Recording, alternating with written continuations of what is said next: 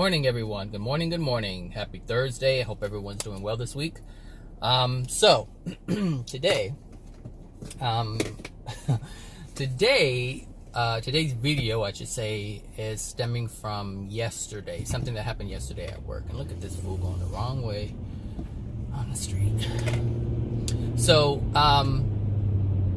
yeah, something happened yesterday at work, and I thought it was interesting. I thought it was revealing, and I thought it was funny, and it was also rewarding at the same time. And I've talked about this in my videos in terms of staying the course and living in truth and integrity, having morals and ethics. And I say in my videos that that's how I try to live my life. And and so something happened because of that yesterday. And because I am attempting to live in this way, it automatically affects other people.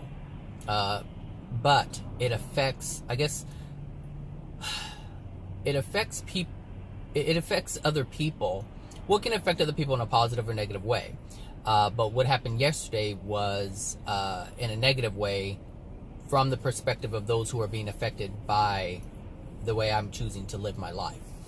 So yesterday someone had let me know that they were not happy with me.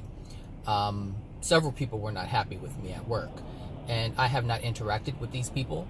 I haven't spoken to these people, and so, but it wasn't shocking.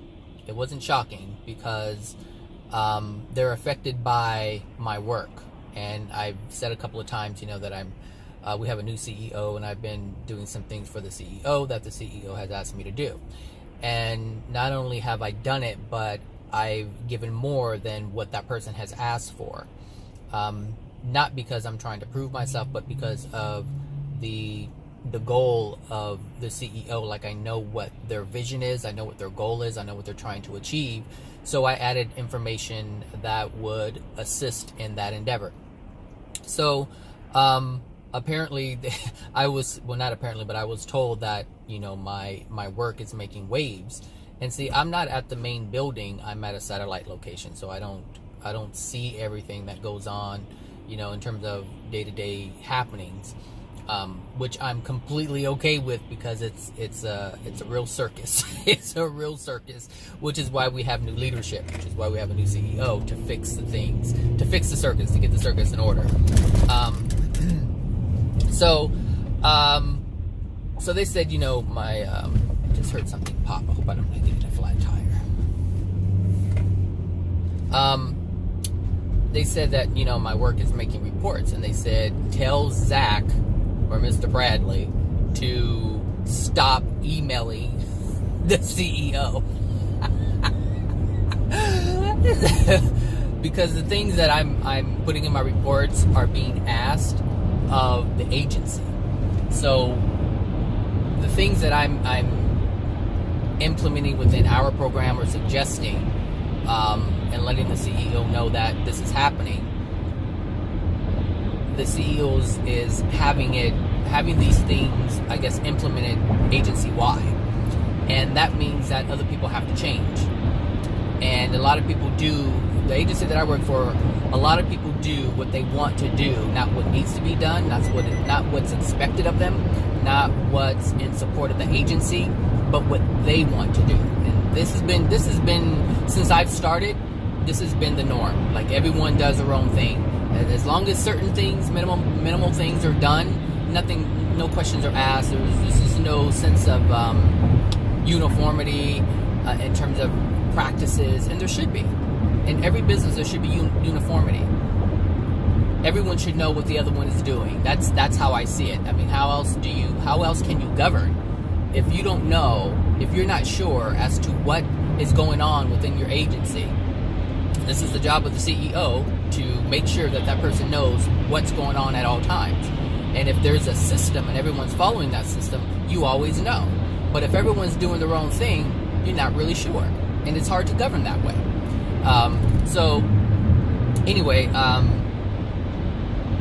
The thing is, those people who have issue with me couldn't tell me directly. They couldn't tell me directly. And the reason why they couldn't tell me directly is because they don't want the response. And that response would be, why? Why should I stop doing what I'm doing? And they have to answer that. And they don't want to answer that because there is no real justification other than their mediocrity, their laziness, their unwillingness, and at the same time, their best. Their best is my norm.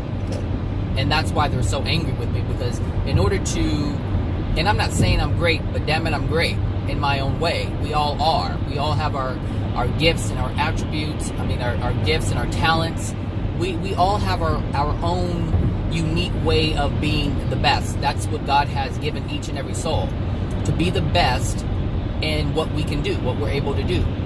Not everyone is cut out to do all things. I'm not cut out to be a track runner. That's not even something I enjoy. But I'm not trying to be recognized, so I'm not going to embark upon that. My greatness lies somewhere else. And the thing is, your greatness, you recognize your greatness, you recognize your gifts and your talents because you do them effortlessly. It takes almost no effort at all for you to achieve and excel in these certain things. Whatever your gifts are, whatever your talents are, you will do them with minimal effort. And to someone else, it's great. It's amazing. You're the best. You're the authority on this. But not everybody is cut out for that. Which is why you have, like, you know, where I work, we have therapists and case managers and peer advocates and doctors. And we're, you know, I work in a mental health place, and so social work is the name of the game. That's what we are there to do, social work, to be social. But not everyone has this ability. Not everyone can connect with another person, and that's literally what social work is, connecting with another person. But if you're disconnected from yourself, how could you possibly do that kind of work? How could you possibly do that kind of work? Now, social work is something that any and everybody could do if they were if they were not in such a degraded state. Because it is the degradation of the soul that will determine your connection with another soul. The more denial you're in, the less of ability that you have, the less of an ability that you will have to connect with another soul. But if you're connected with your pain, your being, if you're connected with your pain, you're connected with your past, you're connected with your experiences, you can feel your experiences. Therefore, you can feel their experiences, and you can relate, and you can say, "Hey, I know what you're talking about. This is how it feels." And they're like, "Yeah, exactly. That's exactly how I feel." And then you build a bond. You build a sense of trust, and that person is now willing to listen to you because they're like, if you can understand where I'm coming from, if you can understand what I feel because you were there, you have the ability to help me get to where you are. That's what it is. And it's so simple. It is so simple. But when I look around, you know, the people that I work and the agency that I work, it's like people are so disconnected. And there's a reason why. You know, the agency where we're at, we're in South Central Los Angeles, and we're in the heart of it. We're in the heart of, you know, where there's poverty, there's just people who are struggling with, you know, emotional problems. They have lineage of pain and suffering. There's a lot of racism. There's a lot of illegal aliens. And understand that illegal aliens are people who are suffering and they're fleeing their country. Like, they have a great deal of suffering where they come from, and they're trying to escape that to have a better life. So that means there's pain involved. So whether you're black or you're Hispanic or you're Asian, you're fleeing your original place of birth because there's too much pain there. And a lack of opportunity is pain. A lack of having desires met is pain. It's a discord within the soul, and they try to escape that. by coming to a place where there are opportunities to change. So that's what we do. But how can we help someone if someone is just as degraded? So we sit in a place where people live and they're degraded, and we attract people who are also degraded, because that is the law of attraction for the neighborhood. And despite people trying to do better, they're still plagued by the things within their soul. They're still plagued by that. And so they bring it with this illusion of trying to help someone, even though they're broken. And I was thinking back on the people who, I've been there for like over 15 years, and I think back on all the new people that have come since me. And you know, when they first come, you know, they're looking great, they're looking sharp, their hair's done, you know, you can tell they're putting effort into themselves and their appearance. And then the other day I went to this meeting and people just looked raggedy, just jacked up raggedy. Their hair was just all over the place. There was no makeup anymore. It was just nothing. And the true condition, the true state of their being was showing. And I'm like, wow, no wonder the agency is in such shambles. It's almost like it can't help itself, because dark energy attracts dark energy. But the thing is, where there is dark energy, there's always something that is infused into the dark energy. God always sends light. Some way, somehow, God always manages to send light. And God is very crafty in how he does it, because it's like sometimes you can try to send someone to make change, but if they don't have that within their soul, it's like it's kind of interesting. It's if they want to do it with their mind, they're using their willpower to make change. Say, yeah, I can change that. I can make that happen. When someone does that, but they have a lot of darkness in their soul, they start out strong. But like an open bottle of Coke, it a warm bottle of Coke, it fizzles out very quickly. Very quickly, it fizzles out. But there's nothing to sustain it. But somehow the Creator has a way of infusing light into situations like that, giving an opportunity for a change within that environment. It doesn't matter if it's a neighborhood. It doesn't matter what it is. It doesn't matter what it is. Someone is always being infused into a situation that has more light than the current. And this is why we have a CEO who is different than the last. Way different than the last. I mean, night and day. But there's also some darkness within that person that I recognize. And it's interesting because the experiences of that person, it has to be there, because that person has to have an understanding, has to have a pulse on why the situation is the way that it is. And so when the person came, the person, introduced themselves as CEO and said, "Hey, look, I'm from the community. I'm from the neighborhood. I understand what's going on. I've seen it. I've lived it." And she actually uses the words love and compassion and understanding. And it blew my mind when I heard it, because I was like, whoa. And I think I said this before. It was like, what's this? This is not the norm. But something was infused into the darkness of the agency. Because the bottom line is, the agency is there to help people. And the Creator knows that this is a place that was created to help those who are in despair. The Creator knows that's the energy in which this organization was created. And a lot has a lot has happened since then. So I'm not surprised that this is happening, but at the same time I am, because of the norm, what we have been experiencing for some time. Now her vision is in alignment with the vision that I have always had for the agency. And I blew the whistle I don't know how many times in terms of things that were going on that were unethical and immoral. I've said all those things, and nothing changed. Nothing has changed until now. And and this person is trying to get a hold of things, is trying to get a pulse on what's going on. And so I'm part of that. But being part of truth, being part of integrity, being part of humility, being part, or having these things be aspects of who you are, so that you are those things, you're always going to have opposition to those who don't want that. They may not even know what it's called, but they know they don't want it. To them, it's like it's more work. More work for what?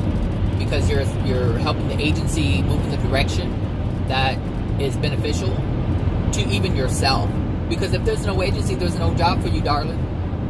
And that's the way I see it. If I don't support the agency, I'm not supporting myself. And so that's the thing, is when you have people who are resistant, they're not supportive of themselves. And this is what I'm saying, like, you can tell where people are just based on their everyday decisions. Well, I'm not going to do that. Well, why won't you? It's for the agency. It's for the place that you work. It's going to make things flow much easier. It's going to move things along. It's going to make your job easier in the long run. You're not going to be as frustrated. But that's the thing. People want to complain. They want to sustain how they feel, meaning they want a justification for how they feel. Because if there's no justification for how you feel, then you're like, I can't blame it on anything. Why am I feeling? You have to ask yourself that question.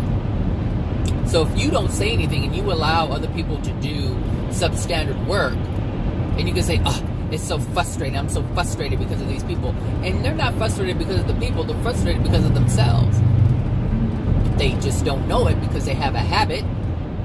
They have been conditioned to blame everybody else for the problem. If you have pain, somebody else did it. If you step on a nail and someone is in denial, or I should say, if you step on a nail and you're in denial, you're going to say, why would somebody leave nails right here? And you're the blind one who stepped on it. Your soul condition attracted your foot to that nail. That's what happened. But a person will say, gosh, if people just leave stuff all over the place. Well, the same thing with a child and a parent. So a parent steps on a child's toy, a Lego. My kids are you not the parent? Do you not understand that the child is not fully aware that they need to put their toys away? And why isn't the child doing that? Why aren't you right there with the child when they're finished playing with the toys and say, go put that away? Why aren't you doing that? Again, it's all you, but you want to blame it on someone else. I'm so tired because I have all these kids to take care of. No, that's not why you're tired.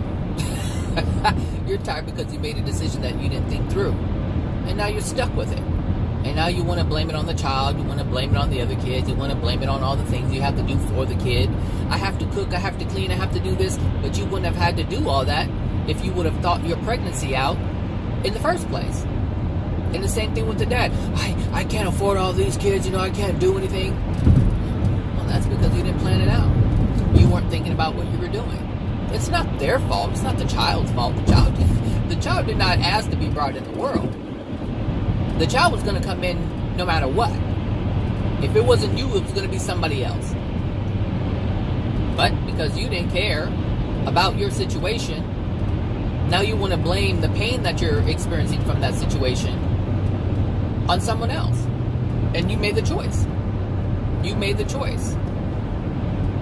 Either you made the choice to sleep with someone, or you made a choice to not wear protection, or you made a choice to not use any kind of contraceptive. These are all your choices.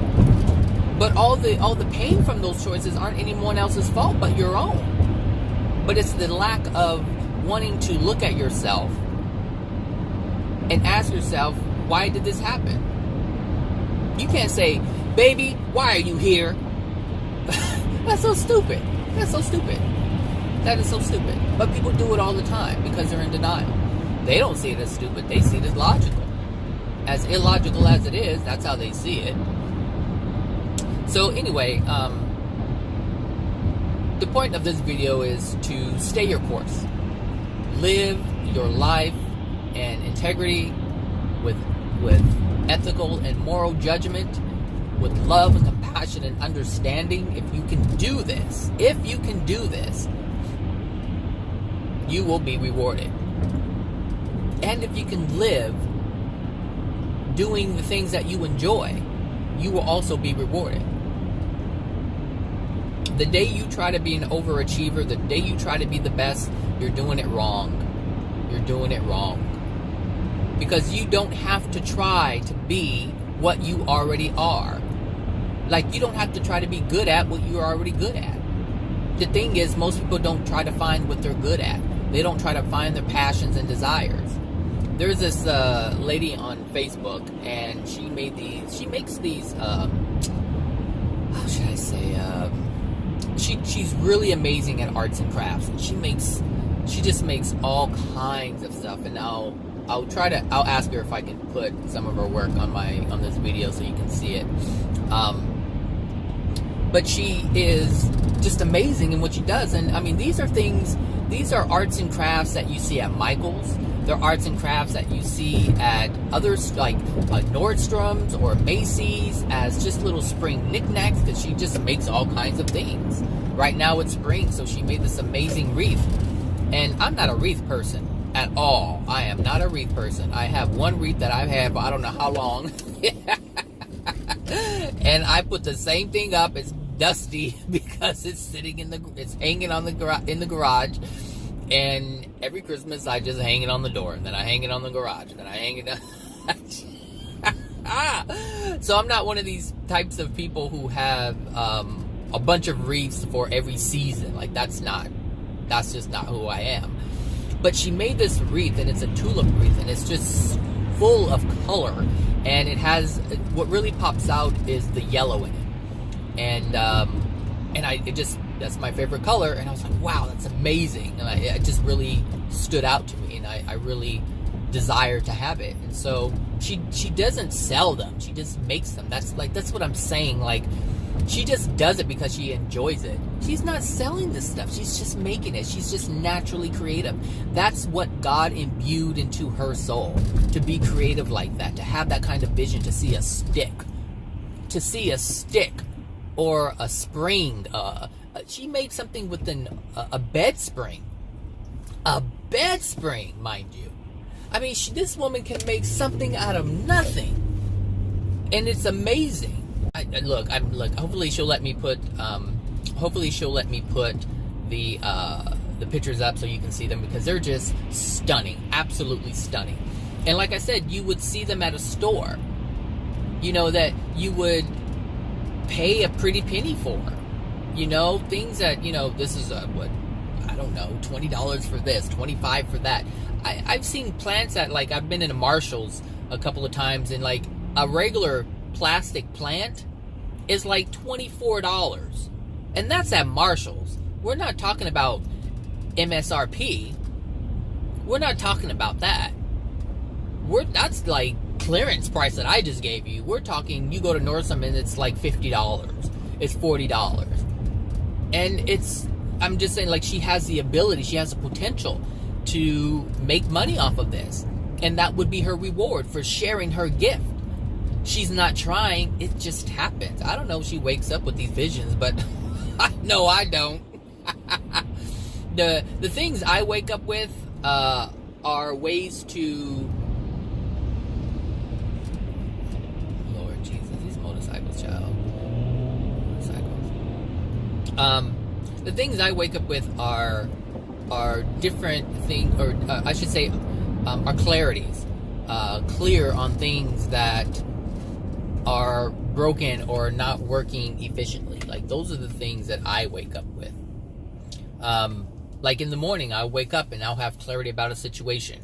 I'll have clarity as to why something is happening. That's my gift. I can see things that other people can't. I can just see it. I don't know why, I don't know how, it just happens. You know, I can figure it out. I can understand the situation. That's my gift. And some people don't have that, but they have other gifts, and that's what I'm saying. Excel in your natural ability, because your norm is someone else's best. Your norm, the things that you do without effort is someone else's best, meaning someone tries extremely hard to do what you do naturally and effortlessly. Seriously. Your norm is someone else's best, which means what? You're the best at what you do, naturally. That's what that means. You're the best at what you do naturally.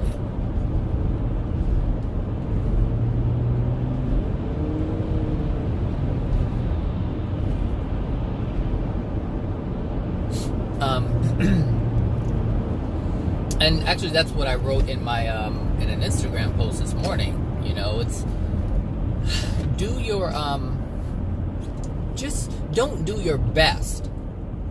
Just do what you're good at. What do you love to do that you're good at? That it just comes naturally to you, because that's your gift. That's the thing that you didn't have to study. That's the thing that just comes to you naturally. It's different if you go to an arts and crafts store and you learn how to do arts and crafts. But when you wake up doing it, come on, that's a gift that's given to you. That's a vision. You are the person who teaches other people how to do stuff. That's what I'm saying. Like, I heard police, oh, there it is. I knew I heard police. I heard something. The po-po. It's cold as I don't know what in here, because it's 51 degrees outside. What was I saying? When you have a gift, when you have talents, and it just comes naturally, you're able to show someone how it's done. Someone who wants to learn. I mean, they have their own their own gifts, their own talents. But sometimes we want to learn how to do different things, but you are the teacher. You are the teacher. That's why Jesus was the teacher and still is the teacher. Because he had something within him that gravitated towards love.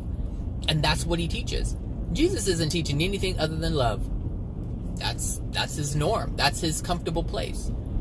That's his comfortable place. That's where he feels most at home, most at ease, love. But the thing is, that's something that we can all have, but that's his gift, to be able to see it so clearly. That's not to say that nobody else can have it, but he's able to see it clearly and effortlessly. Clearly and effortlessly. When you understand something clearly and effortlessly, it's part of who you are. There's a reason why you understand that. There's a reason why you have clarity and you don't have to study it over and over and over and over and over and over and over again. And there's some people who do that. There's some people who study divine truth over and over and over and over and over and over and over again, and they still don't get it. And I have to be careful with this, because I've noticed something. Within the past couple of weeks, I've noticed something that I lack patience. I understood this yesterday, actually. After that thing was said to me about people people wanted me to slow it down and not do as much and whatever. I noticed something in that moment when it was said to me, or just moments after, is that I just lost it. What did I notice? I noticed that,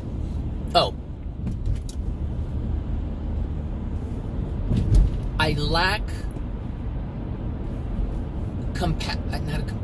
there is a sense of lacking compassion for those who don't understand.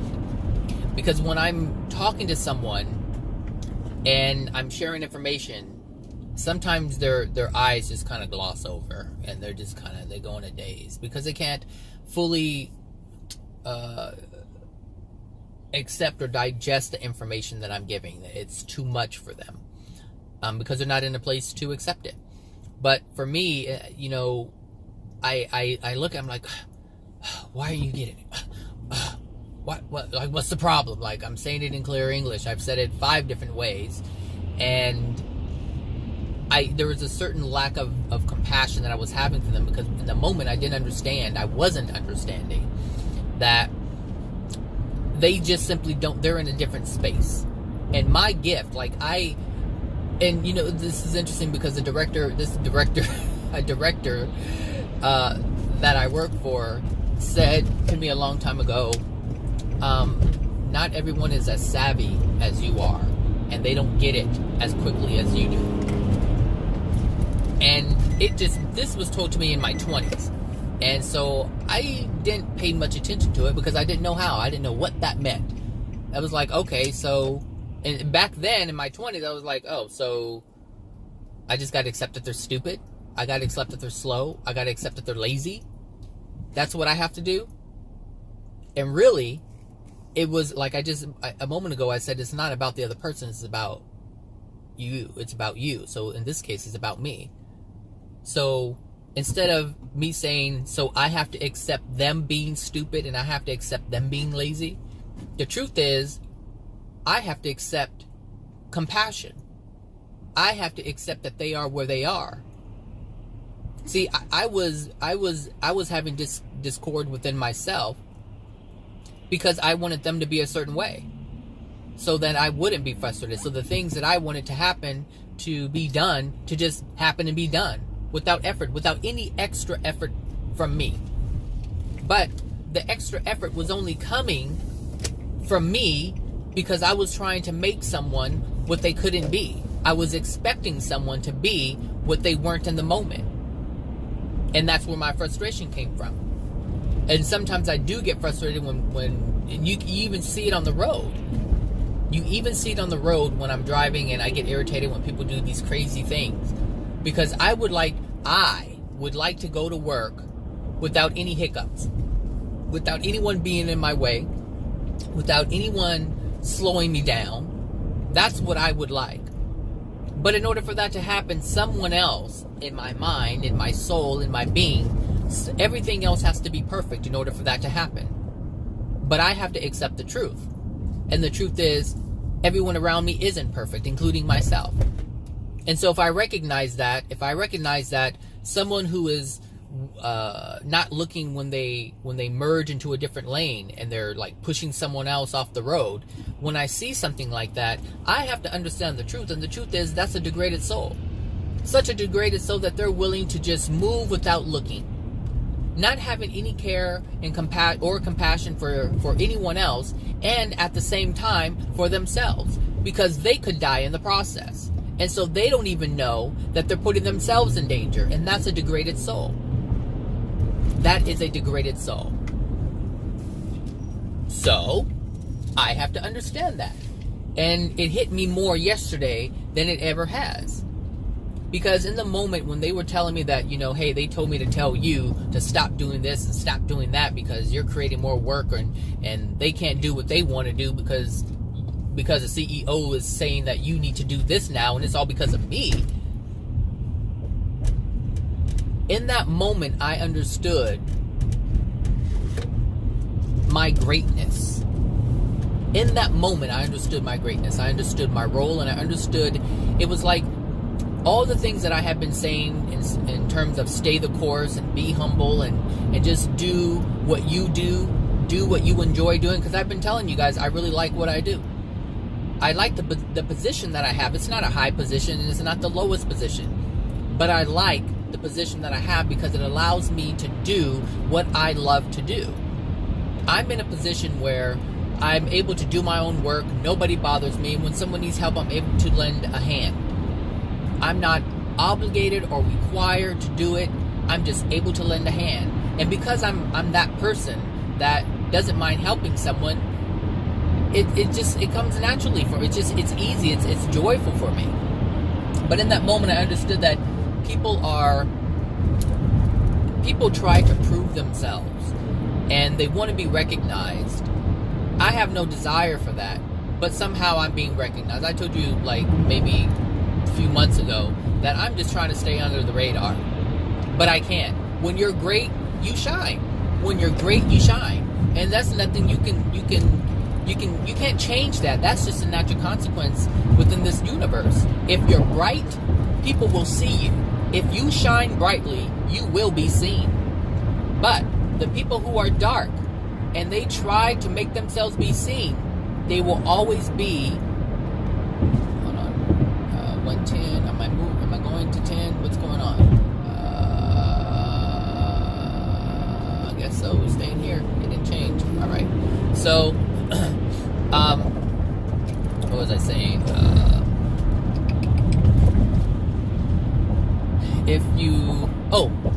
Those who are dark, and let me tell you, the people who ask me of this, let me tell you about these people. They are a mess. They are a mess. They are in denial.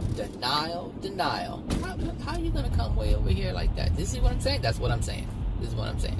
Like, there's no reason to even be in this lane because both of these lanes go in the same direction. But that's what I'm saying. Like, I would love to go to work like that, but I can't. But I have to understand that there are inconsiderate, dark, degraded souls out there. And I have to have compassion for them because they don't know that they're dark. They don't know that they're degraded. They don't know that they're not caring. An uncaring person does not know that they're uncaring. They don't know that. There's too much degradation in their soul for them to feel that. Dark souls do not feel. They react. They don't feel. The only thing they feel is pain, but they can't feel anything else. They feel pain because that's the way the universe is set up. Is when you do something unloving, you feel pain. So when I get irritated at someone, I feel discord within my being because I'm being unloving. I'm not being understanding and I'm not being compassionate. Therefore, I have to have that within my being. And if I don't like that, then I need to stop it. And that's my lesson. And so until I get it right, until I learn that lesson, that will continue to happen to me. It will continue to happen. Because that's the whole point of the pain, to let me know that I'm doing something unloving. But anyway, back to these people. Let me tell you something about these people, but I can't tell you something about these people. Let me just say, they are so degraded. They are in denial. They are sneaky. They do some underhanded things. And they support people like this, and people like that support them. See, this is truck, the same truck doing all that nonsense. I don't know. Is that the same truck? I don't know. He's doing too much. So they try. They have tried to shine and be promoted and be moved up. And the people who support the denial and the dishonesty and the unethical behaviors, the person who supports that have moved them up, have given them more money. Because that's what they want. And they're willing to support someone who is unethical and immoral in order to get it, in order to have it. And it's worked for them up until now. Because the truth of what they're really capable of is coming out. It's coming out. With the new CEO in place, it's coming out. It is coming out. And the one who in this moment is shining brightly is myself. And I'm not even trying. I'm not trying at all. Oh, Jesus. I'm not trying at all. Like I said, I try to be under the radar, and here I am on the radar. On the radar. All my efforts are being seen, and it's not even in an attempt to be seen, because my goal was just to be under the radar. But when you live in truth, when you live with integrity and humility and honesty, and you have compassion and understanding, and that's all you're working from, you naturally shine bright. That's the natural consequence of doing those things. You just shine brightly. That's it. And the thing is, I was told, I was given evidence that that's happening, because I told you I don't work in the main building. So there's no reason for me to go over there at all, unless there's some general staff meeting of some sort, or some meeting that's being called by the higher ups. There is absolutely zero reason for me to go over there, and so I don't. So a message was given to me. A message that was sent out of harmony with love was sent to me But because I know how to decode that stuff, because I know what that means, I was able to see the truth of it. The truth is, they do not like being shown up.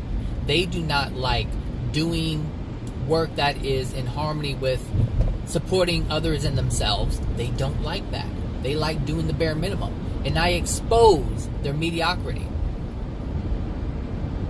My norm exposes their mediocrity. They're not as great as they claim to be. They're not as great as they would like you to believe. And when someone is actually doing work or producing something that is of value and with integrity, it exposes that.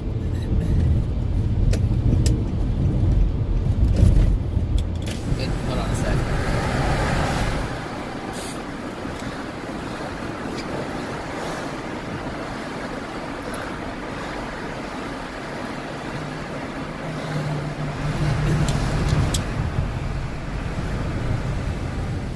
My vent was open and on, and that white truck is an old truck, and all those fumes were coming into my car. Sorry about that. Sorry, not sorry. But anyway, yeah, I just wanted to say that. So, how do you apply this video to yourself? So, because I know it probably looks like I'm talking about myself, but what I'm really saying is that there is a greatness that is within you that you have been given by the Creator. And there are things that you know how to do that come so naturally to you that other people have to strive and work hard to even reach the height that you can reach. That's the truth. There is something that you know how to do. There is something that you enjoy doing that is actually of benefit to someone else.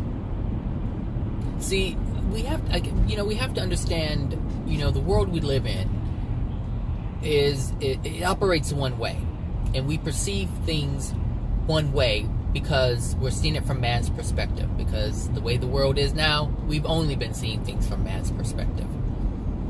But when you look at life from the soul's perspective, which means you have to look at life from the Creator's perspective, from God's perspective, we have desires. We simply have desires. And when you remove the element of man, when you remove the element of money, when you remove all of this stuff that is used to control the world, when you see something and you like it, you want it. And like that wreath that I was referring to, I liked it. And I wanted it for my door. Like, I wanted it on my door. It just popped out. The colors were so amazing. And I just wanted it. And she wasn't selling it. And I had asked, I was like, are you selling these? And she said no. And I said, well, they're amazing. They're great. I didn't even say I wanted to buy one. But she said, that's, I've thought about it, maybe that's something I should look into. I'm like, yeah, if you do, let me know. That's what I said. I didn't say I'll buy one. I said, let me know.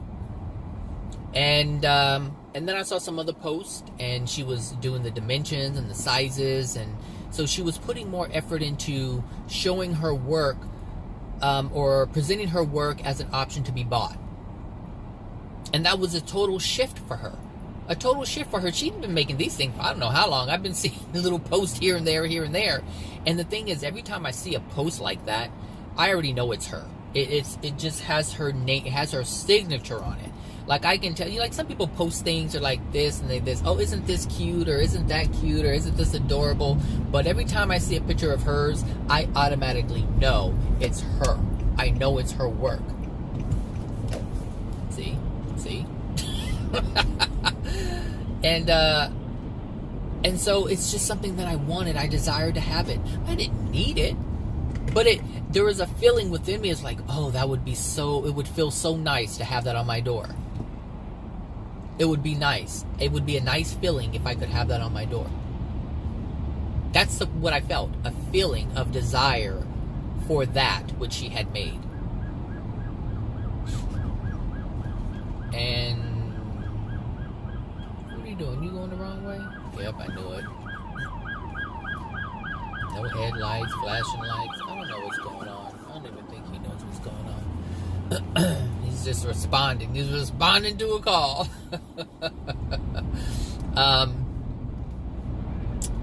So, what else? So yeah, when on this planet, when you desire something, see, I was desiring something. Look, I've looked at wreaths all over the place. I've seen them in Michael's, Nordstrom's, Macy's, whatever. I've seen them. They're out there. Walmart, doesn't matter what it is. Target. I've even seen them at Trader Joe's. And I have had no interest in buying any wreaths for my home. There's no interest. No desire whatsoever. But when I saw that creation by this woman, I wanted it. And the thing is, it was coming from a place of love. It was coming from a place of desire. It was coming from a place of joy. It was coming from a place of excitement. And it was attached to it. That's what was attached to it. And that's what I desired. And so you can have your desires. But the thing is, when you share your gift, is what my point is. When you share your gift with someone else, you will be rewarded. Because you're using that which the Creator has given you. You're sharing that, most importantly, you're sharing that which the Creator has given you. The Creator has shared this gift with you. You then in turn share your gift with another. And because of that, you will be rewarded, because it's all done in love. It's all done in love. So, if you can recognize, if you can find that thing that you like doing, it doesn't matter what it is. If you like doing it, do it. If it's music that you love to do, then do it. Then do it. You know, you don't have, when it comes to music and singing and playing an instrument, you don't have to be a superstar, a megastar. Some people have gigs here and there and they get paid for it, and they make a living doing what they love. And before you know it, someone hears you, and then you're like, oh, you want to make a record? Wow. Seriously, that's how it happens. Many people have records out there. I don't even know who they are. You don't know who they are. Somebody knows who they are. They're buying their record, and they're able to make a decent living from that, from the sales of those CDs or songs or whatever. That's my point. Whatever your gift is, whatever comes naturally to you, do it. It's part of who you are. But that's not to say you can't do things that don't come naturally to you. But what I'm saying is, if you can find the love within your soul, which is a gift that you have been given, if you can find that gift and share it, you will be rewarded. But if you can find that gift and share it in love, you will be, like, really rewarded. Seriously. Because that's the way the universe works. You give love, you get love. The universe will always give you more than what you give, because the reward is always bigger than what's being given. Always. Always. Always. The universe will always give you more than what you give. It's just designed that way. It's a universe of abundance. It's a universe of abundance. There's so much to give. So, of course, it's going to give you a huge return on your investment. The investment in yourself. No joke. Seriously. You will always be delivered more. And the thing is, you don't even have to do much. But it's in this world, on this planet, in this moment, everything is a lot. To us, everything is a lot. I gotta do this and I gotta do that just to have that. Well, it seems that way because you don't have. Anyway, I'm not gonna go there. So, anyway, hope you guys have a wonderful Thursday, and try to find that gift of yours. Try to find that thing that makes you happy, that you enjoy doing. One second, I'll come back and finish. Okay. I'm back. Yeah.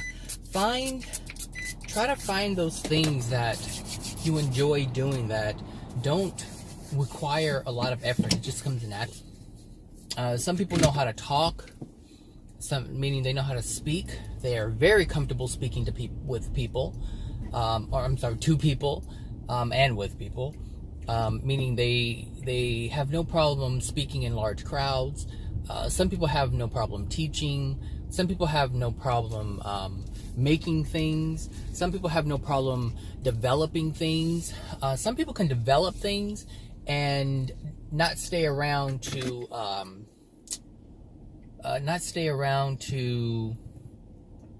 execute them.